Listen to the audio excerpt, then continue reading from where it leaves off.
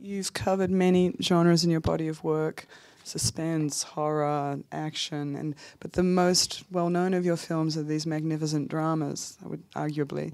And yet we're hearing all around drama is dead and audiences. How do you react to that in terms of what you're fighting for? I think that's rubbish, you know. I mean, I read this sort of this doom every time I read a next speech from some expert. There are no experts, you know. There's nobody. Even the doctor or the lawyer is not an expert, although he's trained to be an expert. He'll have a different opinion to the next man. So currently, the current theme, people are stupid. They're really stupid, and they can't watch adult drama. What? There are no grown-ups left, you know. I don't go with that theory. The world is in a great depression, and not only in the film business. It's in depression in the car business, the plane business, restaurant business, hotel business. Every business is in, not the celebrity TV and reality TV business. That's in a good shape, but the rest of the rest of life is really undergoing some sort of downturn, and we are feeling it as well because it's the Cannes Film Festival was down, Toronto Film Festival was down. The business is going in a depression, which I cannot deny. The other side of it, though, that people got stupid, I think is mad. Because why suddenly adult drama, can't make adult drama? Well, hang on, why? Why did suddenly all this has gone down the plug hole, disappeared? The bath is empty of water. There's nobody to watch it. I don't agree with it. I find it foolish to have this prophecy, which, you know, of the end of cinema, end of days. Is not. It's in a changing moment, which I don't fully understand. But I know I still really believe in the cinema, the room, the communal experience in the dark, watching a film as being like the live performance for records. I think the film business is, we can look at the record business and music business, and which went through this a decade before us, and it's downturn. But out of that downturn, live performance was strong, and it's never been stronger. And I put the live performance with the cinema screening, and with independents who've got to really try and keep their performance live and not let it just go onto the records and radios. So, I mean, that's what I believe, and I shall continue to try and make films, and I refuse to sell my films direct to video. I think in one of the films, after I kept it in my store cupboard for 4 years, I went straight to video, but I still believe that the film has to have its first airing and its oxygen or publicity out of the cinema.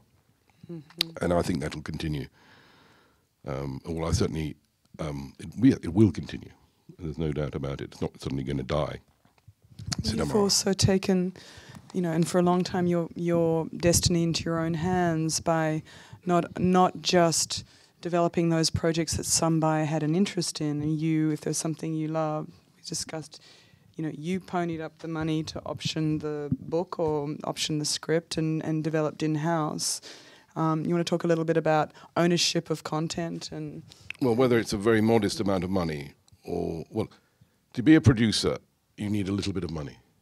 I mean, there's no point in saying you're going to be a producer if you don't have any money, because there's no point of you. You're like, you know, you're a car without any gas in it, you know. So you need some cash that you can spend, whether it be $1,000 or $100,000. You need some money because you've got to option a piece of material. And you've got to spend some money. You've got to go take somebody to lunch at, you know, Jerry's Deli or something. You've got to do some actions.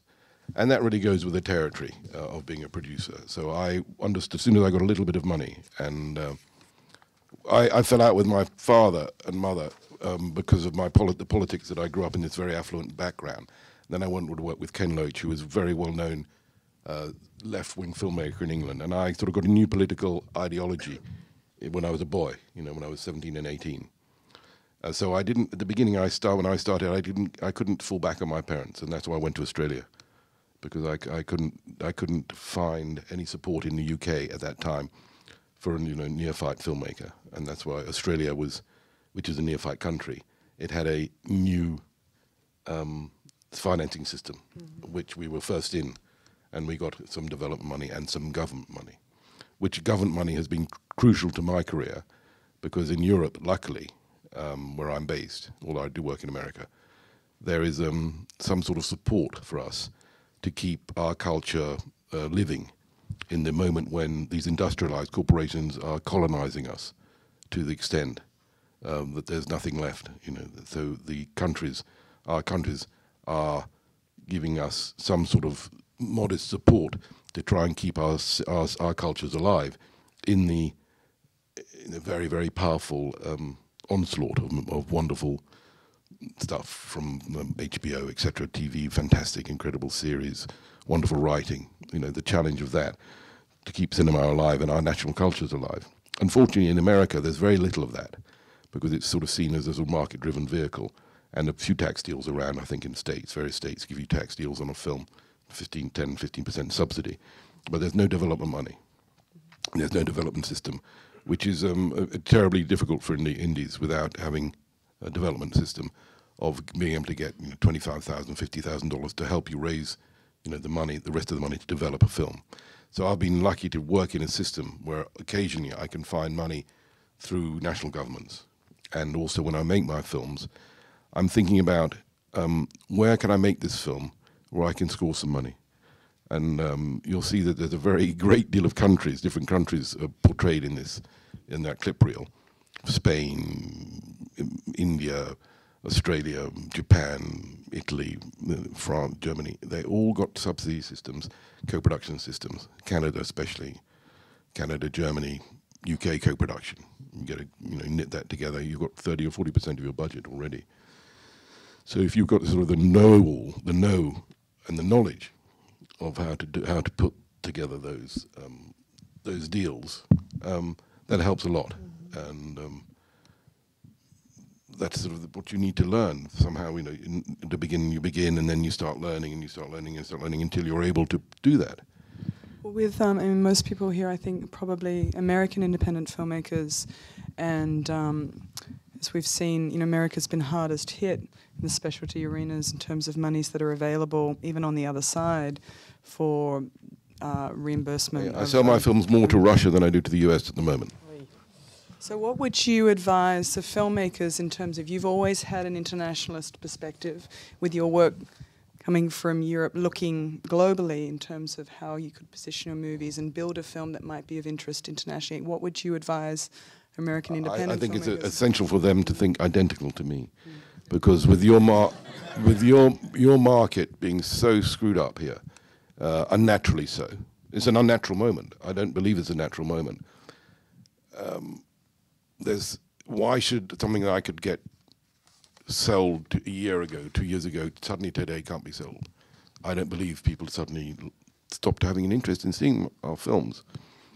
So your market, and strangely the Japanese market, have gone from hero to zero. Boom. Nothing there, suddenly. All companies closing up that do this sort of specialized film. But other companies will come up. And they're starting, if you look now, if you read your trades, then lots of people are seeing that gap in the market. And there's a real gap in the market. And it's going to come back. You can, next year, I hope that, you could say, Jeremy, he was right, it's come back. It's going to come back. And you must all feel confident about that and work with an optimism. Because there's no point in being the other way, because you won't do it. So you've got to, it's like it's a no-brainer. You've got to be optimistic about that. I'm going to make it. I'm going to get through this wall. Because there's always a wall. On every movie, there's a wall to get through. You know that. You have to keep this belief. I mean, how many knockbacks? You get 10 knockbacks, and then you get through. But you continue, and continue. And that's indie filmmaking. That is what indie filmmaking is about. It's being dogged and pushing forward and not accepting no for an answer.